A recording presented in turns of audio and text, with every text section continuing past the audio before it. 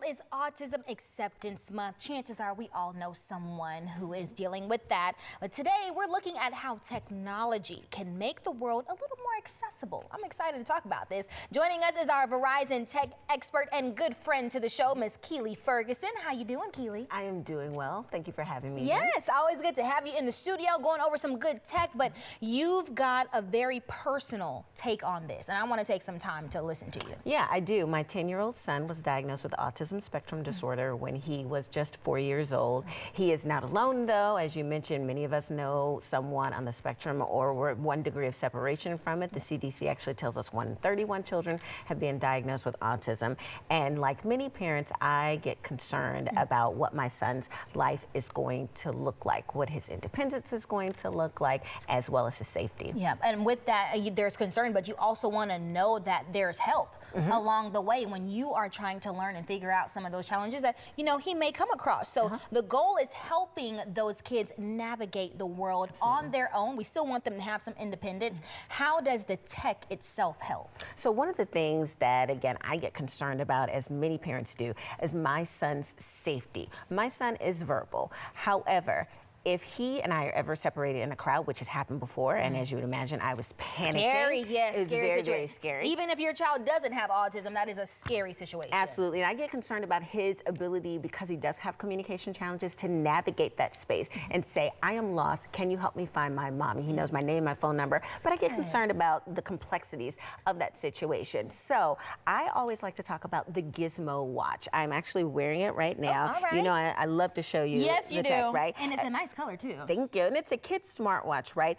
But this has a GPS location on it, real-time GPS monitoring. You can look at the Gizmo hub. So if you're ever separated from your child, you can look at the hub and it will tell you where your child is. Good. Also, there's safety geofencing. So if you want to have parameters that they can and cannot step outside, so maybe school is one of them, particularly if you have a child that's nonverbal or someone that elopes when they are overstimulated, and that's just what it sounds like. They run away from the situation.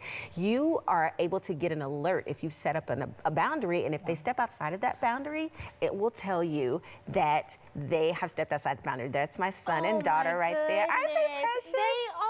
I was not expecting that. Look, when that popped up, my entire focus just went straight to the camera. But even with that, I mean, so you are familiar with using this, and a lot of times we look at, you know, that GPS tracking. Yes. If you don't mind me asking, the specifics of where or what range it's in. Are we looking at like a 10-yard radius, or are we talking about feet? What are we looking at? So when we look at the geofencing, that gives you about a 700 feet parameter around that. So you can kind of make that a little bit wider as well if you want to, but the minimum is about that 700 feet. That's good. Area. Also, you saw one of my kids, I think that was my daughter, looking at their to-do list, because when we think about autism, we think about executive functioning. Many people on the spectrum struggle with that, so that's their ability to organize their thoughts. And so if I need to tell my son, I need you to take out the trash and the recycling, I need you to do your laundry, I need you to brush your teeth, I need you to...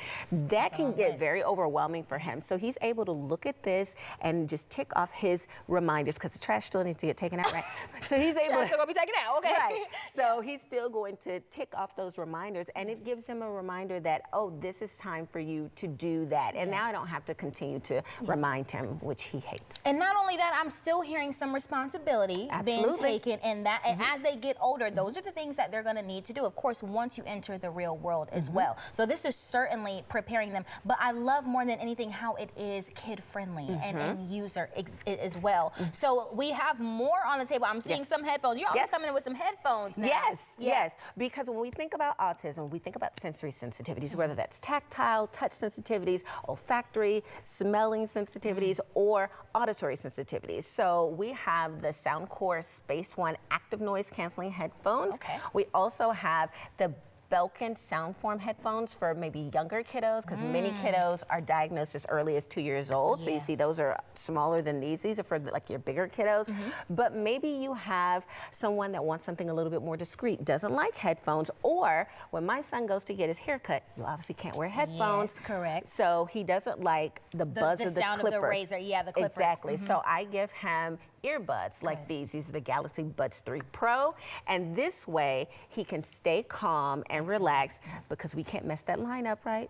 Cannot mess the line up. My son has an image to maintain. That part right there. And of course, you're still offering some everyday scenarios, but still giving some practical advice. So, you know, for someone who maybe whose child was recently diagnosed, what practical advice can you offer? And of course, not for just daily situations, but also to get the technology as well. So of course we have anything that you want to know at Verizon.com, but we also have an accessibility website, Verizon.com/accessibility. So this is for neurodiverse families, families that may have deafness, blindness, any other sort of differently abled person. You can go to that website and get your resources there because we really do have you covered. Excellent. Well, first of all, I have to say thank you so much for sharing your own personal experience and story with us. Always good to learn more about you. But look, you guys at home, know number one that you are not alone. We've got the help that you need. All you have to do really is go over to our website for our As Seen on Day-to-Day page, and we've got all the links that you are going to need for all the items that you learned about here today and those extra resources. Thank you so much for traveling in today. Thank you for having me. Of course.